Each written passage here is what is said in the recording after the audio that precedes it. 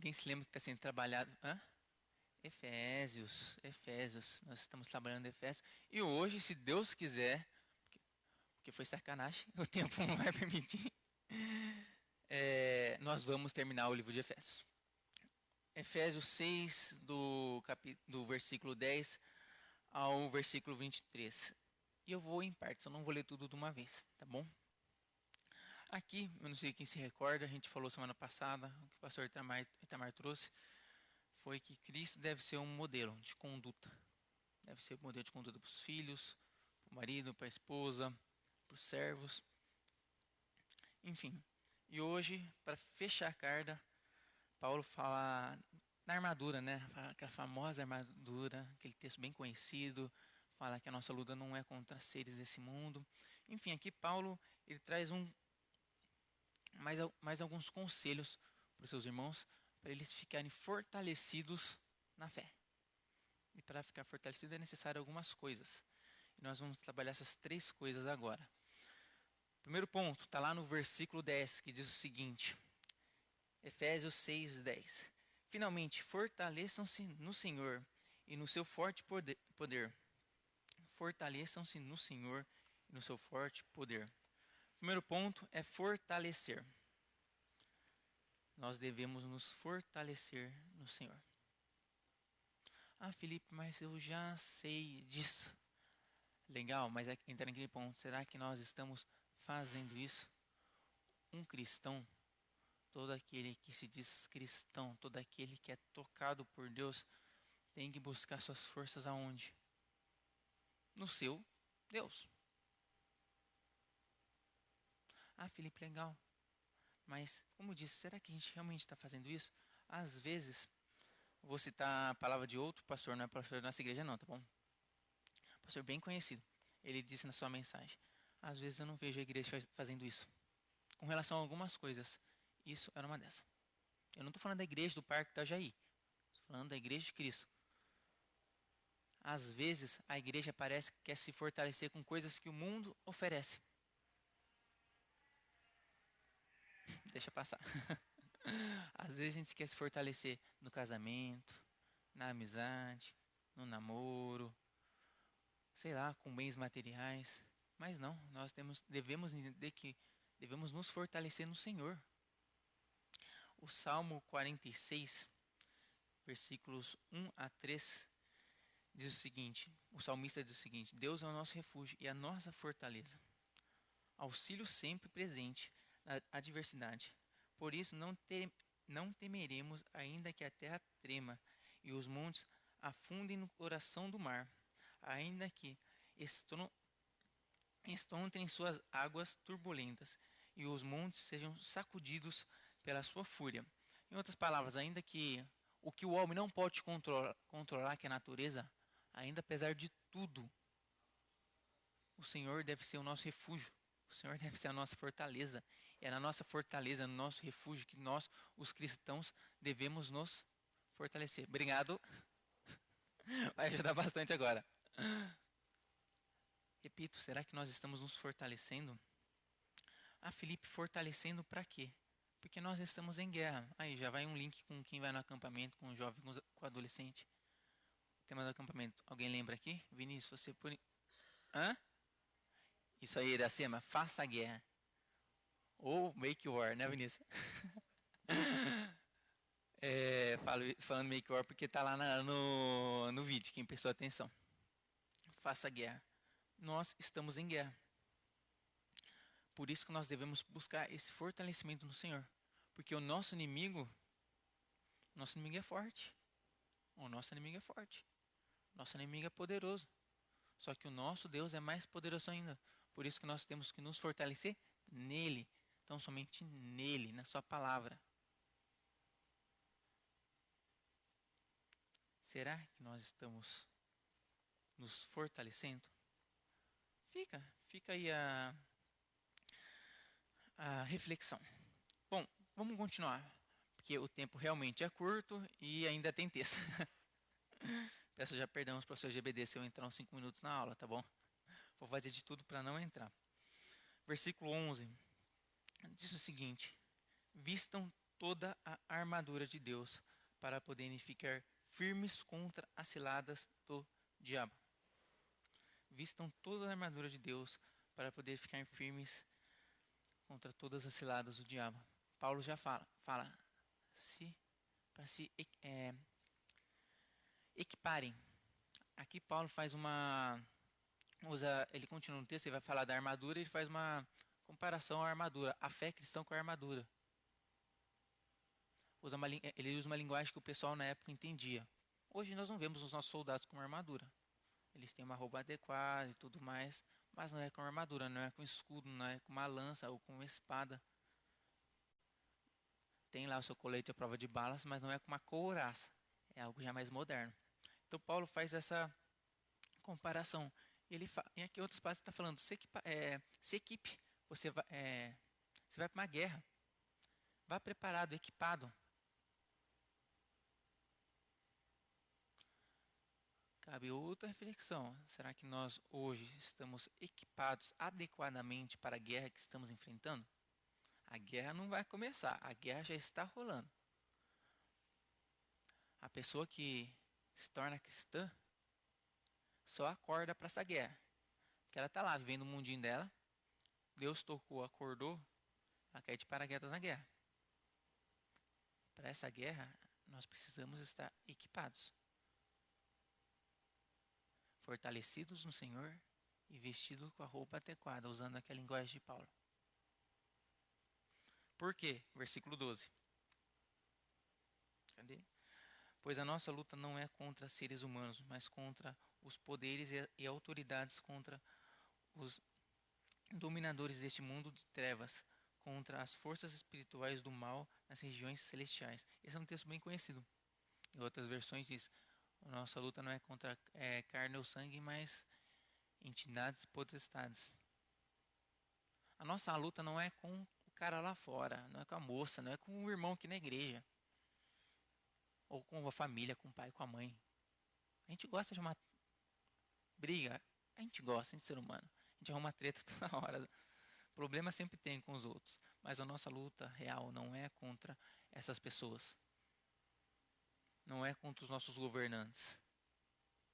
Tem uma luta maior correndo por trás. É contra entidades espirituais.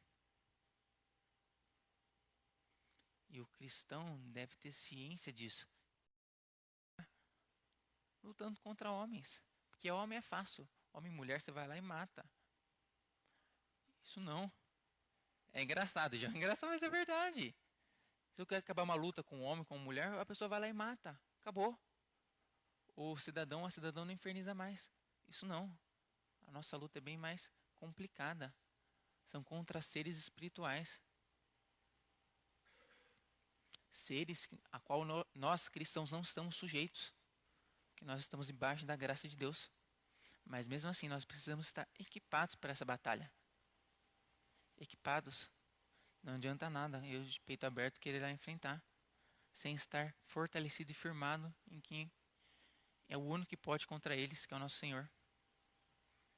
Então, não se esqueça, a nossa luta não é contra o homem, contra a mulher, contra o nosso governador, sei lá, presidente, o prefeito, o seu diretor de escola, chefe, marido, mulher. Não. Não é contra a carne, é contra seres espirituais. Enfim, nós precisamos estar fortalecidos, vestir a armadura para poder lutar contra essas pessoas, contra esses seres. Versículo 13, vamos lá. Por isso, vistam toda a armadura de Deus para que possam resistir no dia mau e permanecer inabaláveis depois de terem feito tudo.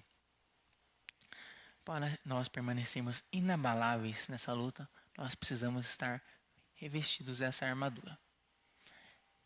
Paulo usa uma linguagem figurada, a gente sabe que não vai vestir uma armadura mesmo. Mas nós precisamos estar firmes em alguns pontos. Porque senão nós não vamos resistir. Então, para nós estarmos inabaláveis, como ele diz aqui no versículo 13, temos que estar com a armadura. A partir do momento que nós não temos uma peça da armadura, vamos dizer assim, nós estamos sujeitos aos ataques do diabo.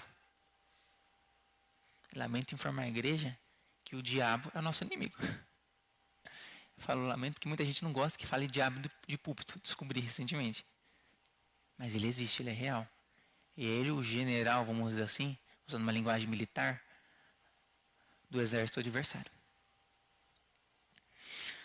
Bom, vamos falar da armadura agora. Vamos lá, versículo 14 ao 17. Esse texto é conhecido, nós já ouvimos. Quem participou comigo de salinha já? Ah, não tem ninguém da minha época. Não, não tem, tudo mais novo. Ah, não, tem o Paulinho. É um Paulinho mais velho. Já ouviu muito. Eu lembro da Cecília falando muito, dando essa aula aqui já. Eu lembro dela com as coisinhas lá, sabe, as fotinhas. Eu lembro, não lembro qual professora foi, uma vez se vestiu. Ó, fica marcado para você que é professora de criança, ou professor, fica marcado às vezes na cabeça das crianças alguns temas. Mas enfim, vamos lá, versículos 14 a 17, diz o seguinte: assim mantenham-se firmes, cingindo-se com o cinto da verdade, vestindo a couraça da justiça e tendo os pés calçados com a prontidão do evangelho da paz. Além disso, usem o escudo da fé, com o qual vocês poderão apagar todas as setas inflamadas do maligno. Usem o capacete da salvação e a espada do Espírito, que é a palavra de Deus. Vamos por partes. Vamos falar dos 6 itens na qual o apóstolo Paulo cita aqui. Aqui a gente poderia trabalhar por muito tempo. Cada item, mas eu não vou trabalhar, vamos dizer assim, aprofundado, porque eu só tenho 5 minutos. Se for pelo tempo que está ali. Outro dia a gente vai aprofundar mais, porque aqui cada item dá para a gente trabalhar horas. Mas aqui eu vou explanar rapidamente. Primeiro item da armadura, o cinto da verdade, ou cingindo-se com a verdade, dependendo da versão que você está. Está lá no versículo 14. Aqui, nada mais, nada menos, que é a verdade. Mas que verdade é essa que Paulo fala? Jesus Cristo. O próprio Jesus, em João 14, versículo 6, ele não fala: eu sou o caminho, a verdade, a única verdade e a vida. Ninguém vem ao Pai a não ser por mim. Então aqui, essa verdade a qual o apóstolo Paulo fala aqui é a verdade de Cristo. Nós devemos nos apegar a essa verdade, que Jesus Cristo é o caminho, é a verdade, a única verdade e a vida. Existem muitas coisas lá fora que o pessoal fala que é verdade, mas a nossa verdade que nós devemos nos apegar é essa. Jesus Cristo é o único caminho, é a verdade, é a vida. Então, devemos nos cingir com a verdade. O segundo item aqui da armadura, ainda no versículo 14, é a couraça da justiça. Esse ponto aqui eu nunca tinha estudado mais a fundo. Eu fui estudar essa semana melhor, entender o que é couraça da justiça. Eu lembrava das aulas lá da Cecília, já tinha ouvido algumas coisas, mas Felipe, eu não lembro de estudar da couraça da justiça com mais profundidade. Em resumo, é uma retidão moral. O apóstolo Paulo fala: o cristão deve ter uma retidão moral, deve ser justo, deve buscar ser uma pessoa justa. Por isso, vista-se com a couraça da justiça. Use o cinto, cingindo-se com a verdade, que é a verdade de Deus, e vista a couraça da justiça, seja uma pessoa justa como o nosso Senhor foi. Todos os itens da armadura, uma hora ou outra, fazem ligação com quem? Com o próprio Cristo. Se você parar para perceber. Cristo é a verdade, couraça da justiça, ele era justo. É o que nós devemos buscar ser. O terceiro ponto da armadura está ainda no versículo 15, é os calçados do Evangelho da Paz. Aqui tem duas interpretações para o Evangelho da Paz. Ambas a gente pode aplicar à nossa vida, porque ambas fazem parte vamos assim, da conduta cristã. Só que eu quis trazer os dois aqui para os irmãos conhecerem. Que a primeira, que alguns autores falam assim: vista os calçados do Evangelho da Paz, está falando no sentido: vai pregue o Evangelho. Pregue esse Evangelho. Pregue. Vai, pregue. eles falam que não é algo apenas de defesa da armadura, mas é algo de ir e atacar. E a outra interpretação aqui é no sentido de estar firmado neste evangelho. Fique firmado nesse evangelho da paz. Independente se for uma, se for outra, a qual o apóstolo Paulo quer passar quando ele escreve essa carta, ambos vão de acordo com a nossa fé cristã. Nós devemos ir, nós sabemos disso. É a missão de todo cristão. Nós também devemos estar firmados nesse evangelho. Então, sendo um ou sendo outro, que o apóstolo Paulo quis passar aqui, aplique os dois na sua vida. O quarto item é o escudo da fé. Está lá no versículo 16. Eu fui estudar um pouquinho mais com relação ao escudo que as pessoas usavam antigamente, principalmente no Império Romano. O escudo era normalmente de madeira, alguns. Ele era revestido com couro.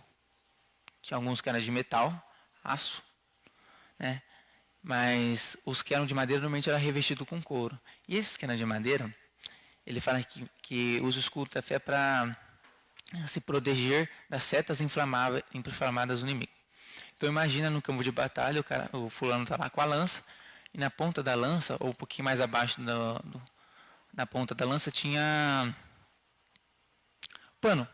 Tem um nome específico para aquele pano lá, mas eu não lembro. Um paninho que eles inflamavam e lançavam. Quando o escudo era de madeira, prendia e começava a pegar fogo. Quando o escudo era de madeira, mas tinha esse revestimento de couro, o fogo não pegava no escudo.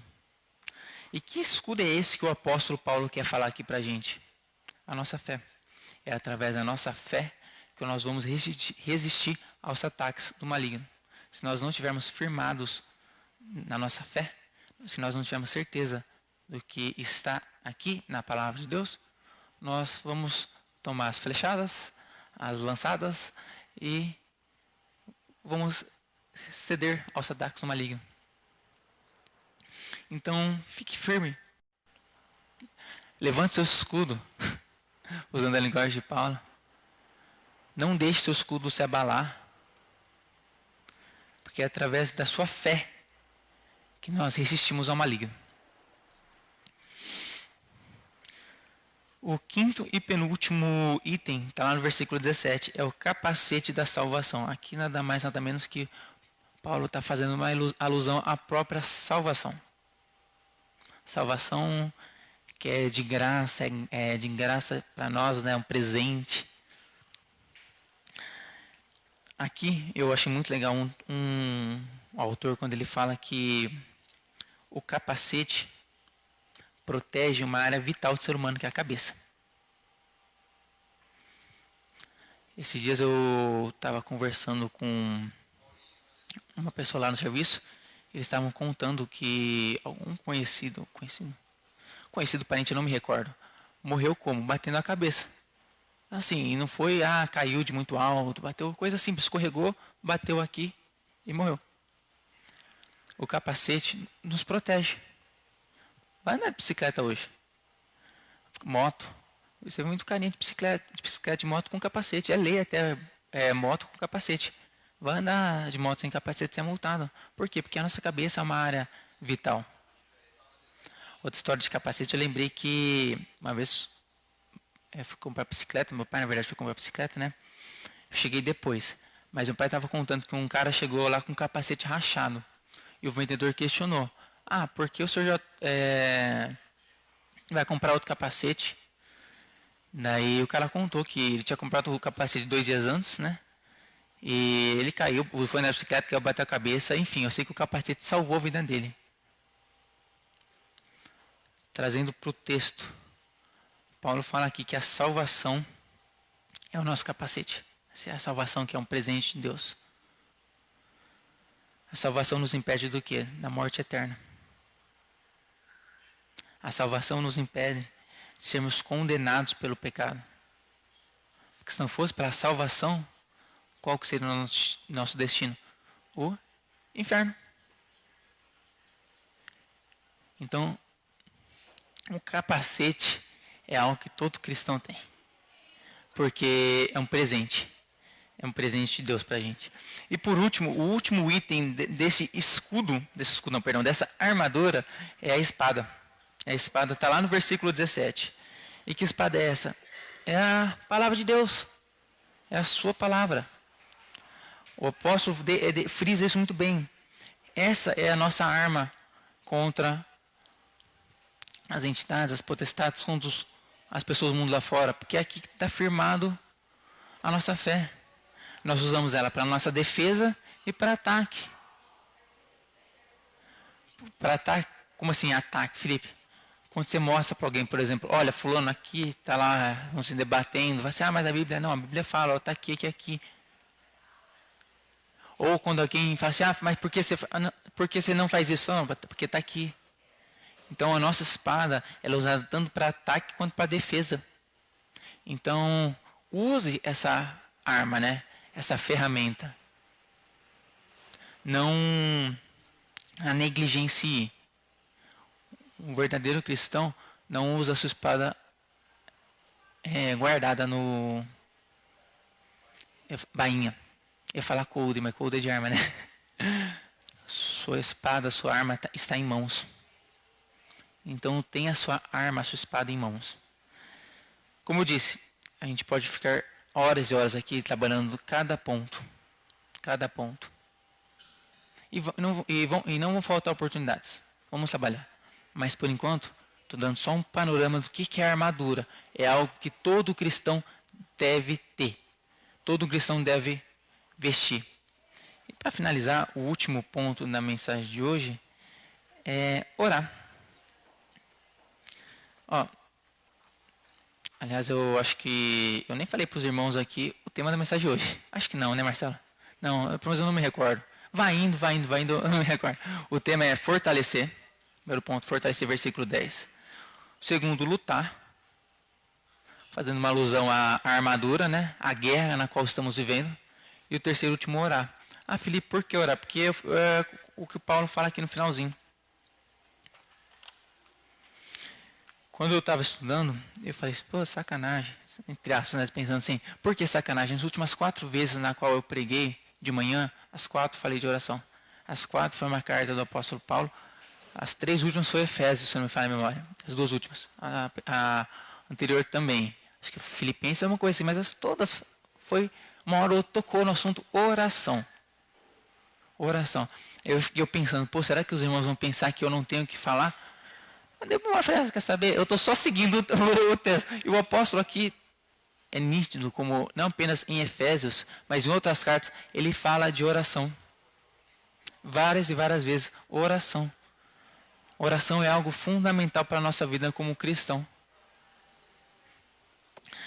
Versículos 18 a 20 diz o seguinte. Cadê? Ore no Espírito em todas as ocasiões, com toda oração e súplica. Tendo isso em mente, estejam atentos e perseverem na oração por todos os santos. Ore também por mim, para que, quando eu fale, seja me dado a mensagem a fim de que, destemidamente, torne conhecido o ministério do Evangelho, pelo qual sou embaixador preso em correntes.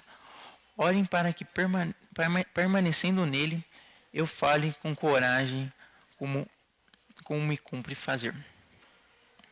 Paulo estava preso. Vocês lembram do comecinho, da introdução da primeira mensagem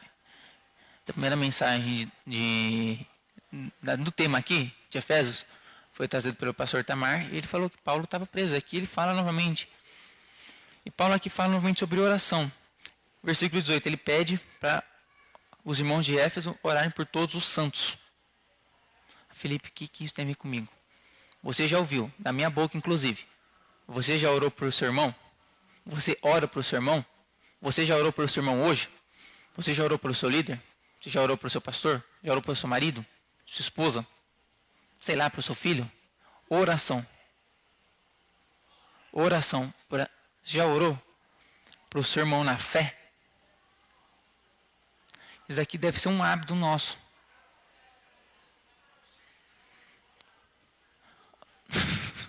Eu ouvi minha voz aqui, realmente é esquisito quando você ouve sua voz depois. É que nem ouvir o áudio do WhatsApp. Se ouvir de novo, você fala assim, nossa, essa é a minha voz? Eu estava aqui ouvindo uma voz aqui, eu achei que era o Paulinho conversando com o Thiago. Mas eu vi o Paulinho tá quieto. É a minha voz. Oração. Ore. E que é um desafio. Não é apenas, não, pelo seu marido. Tá, ore pelo seu marido, pelo seu esposo, ore pela sua família, pelos seus amigos, mas ore para aquele irmão da fé na qual você não conhece bem. Sei lá. Fulano, eu vejo fulano lá na igreja. Eu conheço de vista, conheço só de nome. Legal.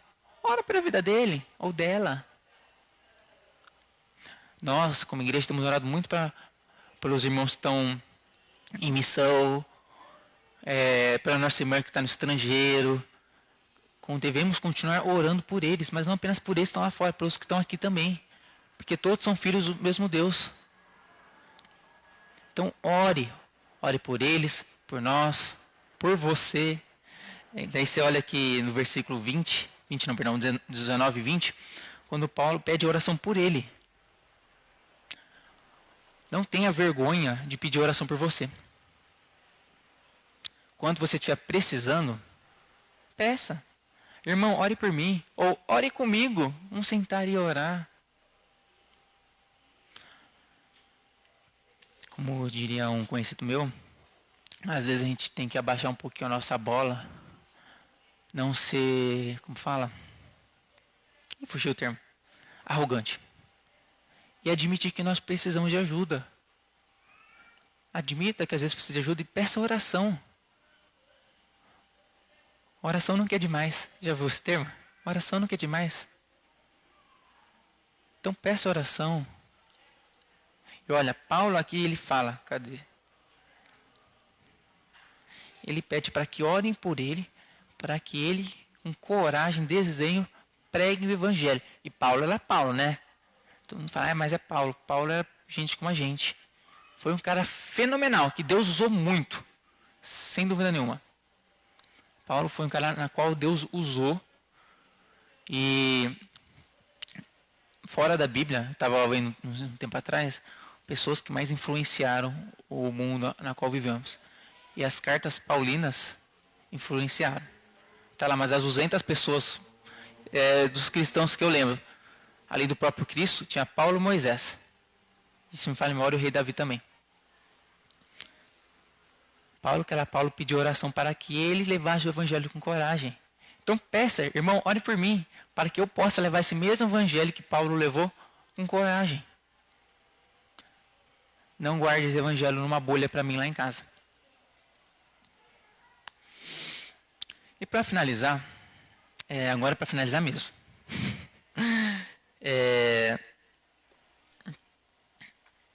Paulo finaliza dando uma saudação final, do versículo 21 ao 24.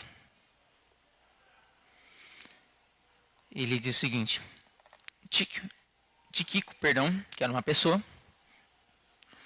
o irmão amado e fiel, servo do Senhor, informará tudo a vocês para que também saibam qual é minha situação e o que estou fazendo. Envio a vocês por essa mesma razão, para que saibam como estamos e para que ele os encoraje. Não, vou parar por aqui, antes de ler os dois últimos. Outra coisa que a gente pode ver aqui rapidamente, tirar, última lição, vamos dizer assim, é o testemunho. Paulo envia Tíquico, nossa, que nome, Tíquico, para que ele conte o que Paulo está passando e encoraje os irmãos. Trazendo para os nossos dias, lembra quando a nossa irmã vem e conta algumas coisas do estrangeiro? Aquilo não nos anima? É a mesma coisa. O testemunho anima os outros, anima nossos irmãos na fé. Então, sempre que você tiver a oportunidade de testemunhar o que Deus fez na sua vida, testemunhe, não guarde para si. Fale, porque aquilo às vezes pode não afetar fulano, mas afete Beltrano. Ciclano pode estar só olhando para sua cara enquanto você conta, mas a Beltrana está lá feliz porque você está jogando lenha na fogueira dela. Então, sempre que você tiver a oportunidade, testemunhe. E não negligencie o testemunho do irmão. Às vezes, e eu já vi muito, o cara está contando testemunho e a gente vai assim, mas eu, se fosse eu, não negligencie.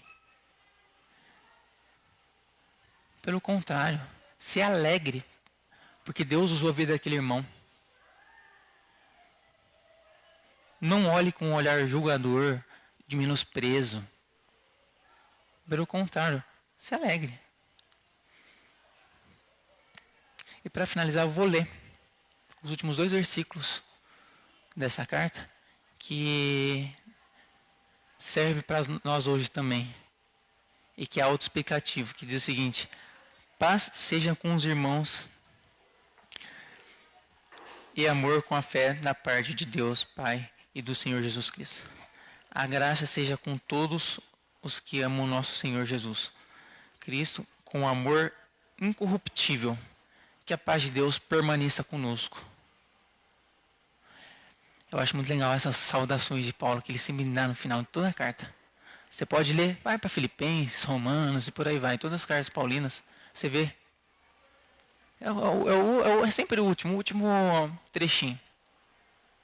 Que o Senhor, soberano Deus, esteja conosco, cuidando, orientando e nos dando sabedoria. Que nós não nos esqueçamos que nós devemos nos fortalecer nele, no Senhor, não nas coisas mundanas. Porque nós temos uma luta. Nós estamos numa luta.